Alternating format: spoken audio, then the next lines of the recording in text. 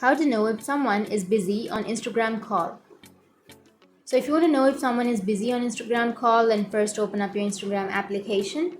Once you open your Instagram, now you just need to go for the messages, which is on the upper right. And before going to the messages, now go for the profile, which is on the bottom right, and go for the upper right, which has that three bat icon. And here you need to search for activity status. Tap on show activity status and then tap on turn on. And once you toggle on your activity status, now you need to go back and go for the messages. And under messages, now here on the upper right, you will have a green dot under that video call option.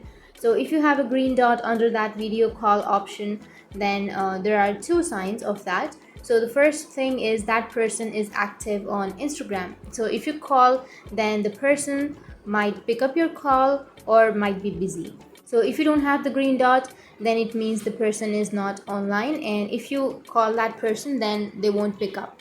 But if you have the green dot, then it's a symbol that they are online and they might pick up your call. So that's how you can know if someone is busy on Instagram call. And if you have any questions, feel free to comment below. Thanks for watching.